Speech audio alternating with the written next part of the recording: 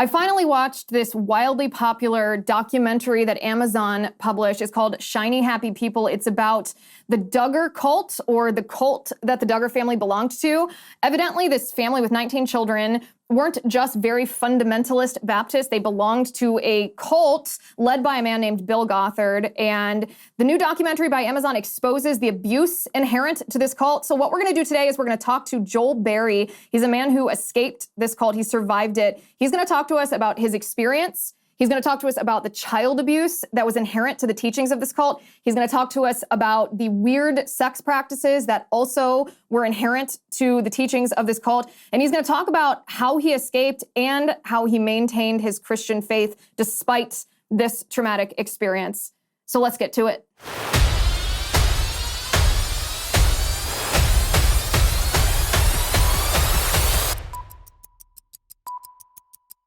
So today we're going to talk to a man who actually escaped the Bill Gothard cult. We'll talk about the definition of a cult, because I know even that word, there's some controversy whether this is a religious community, whether this is a cult. But Joel Berry grew up in this, and he is no longer associated with it. So we're going to sit down with him and talk to him about what it's like, what they taught, what his experiences are, compare his experience to what was portrayed in this Amazon documentary, Shiny Happy People, and get his whole take on the entire controversy. I mean, the eyes of the nation are upon this right now, not just because of the Amazon documentary, but because this country has been following the Duggar family for the last probably decade and a half. They're wildly famous. They have universal name recognition. So Joel, thanks for coming on. I appreciate it. I know this isn't an easy topic for you to talk about, and I'm really glad you're here. Thanks for having me. I'm happy to have the chance to talk through it a little bit. And by the way, I know a lot of people that are listening and watching this show are going to be like, wait a second, I recognize him. I recognize his voice. I recognize his face. And if you're feeling that way, you are correct. Joel is also the managing editor at the Babylon Bee. So maybe you didn't know that he grew up in the Bill Gothard. I am going to call it a cult until we discuss that, just to put that caveat on it. Sure. Maybe you didn't know this about him. I didn't know this about him either. I mean, you and I have been friends on Twitter for years, and I just realized this was part of your history. Maybe last week we were talking about it, and I said, do you want to come on the show and discuss this? You told me that you watched the Amazon documentary, Shiny Happy People, and you said it was hard to watch. Yeah, it was. It's and I've talked to my wife about this over the years. I think the first 10 years of my life, there's a lot of almost just like black areas that I just have kind of blocked out for one reason or another. And watching that documentary last week, a lot of it came flooding back in a very unexpected way. Some things that I just kind of long forgotten came back, and it was really overwhelming. It was a tough watch because it is, and you've seen it too, I understand, right?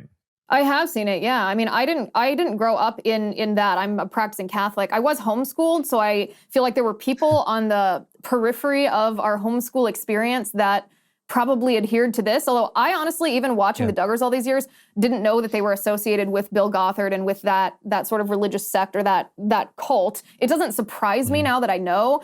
Do you feel nervous to talk about this today, especially after watching that? Yeah, well, it was I was overcome a couple times. I started crying watching it, and I'm not much of a crier, but when you kind of watch that stuff and kind of relive it a little bit, it can bring some unpleasant things back, and it can also help to kind of make sense of a lot of things, in your life. Reasons you've made certain decisions, the way your life has gone the way it has.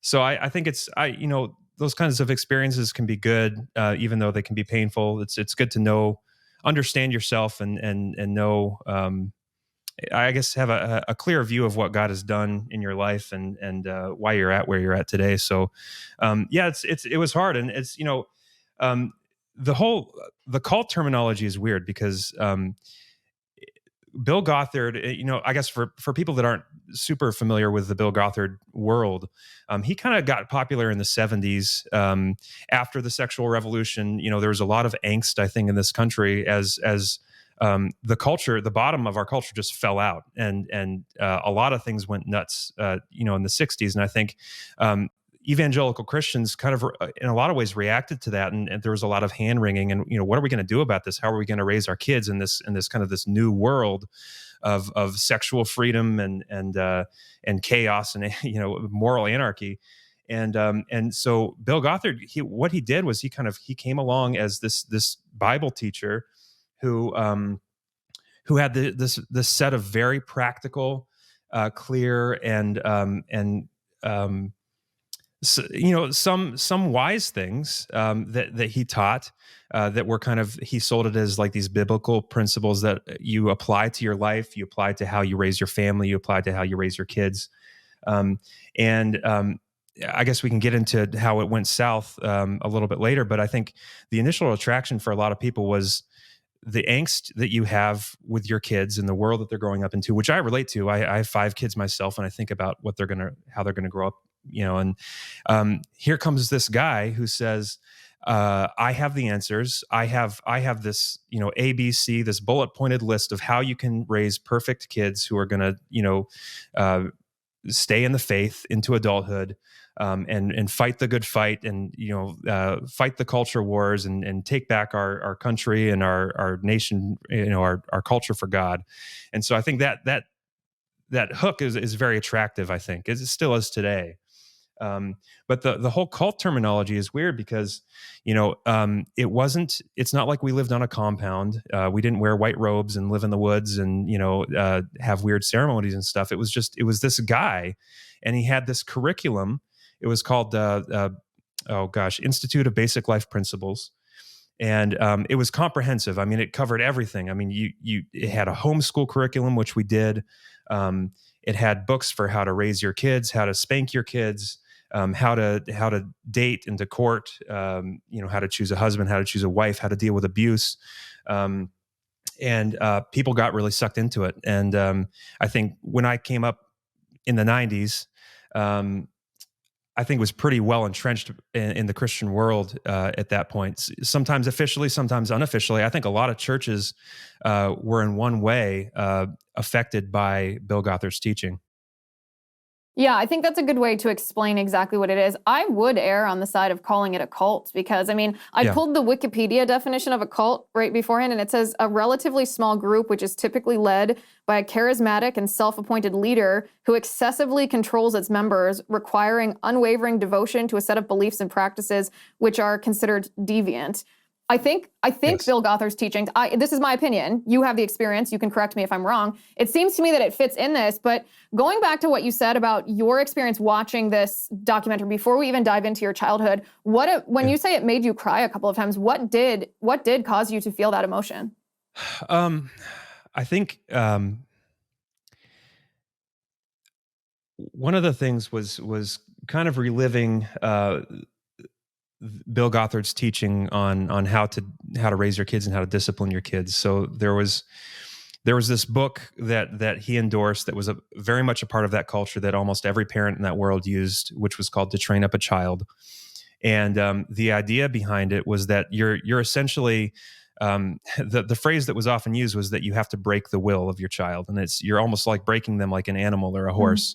And so you start with infancy, and you train your child they called it blanket training. So they would put a baby on a blanket, and they would put the baby's favorite toy nearby, and if the baby reaches for the toy, you're supposed to smack the baby, and you keep doing that until the baby no longer reaches for the toy, and you're essentially conditioning this child to respond to pain and to input like an animal. And it sounds it is horrific, but you'd be shocked by how many parents did this.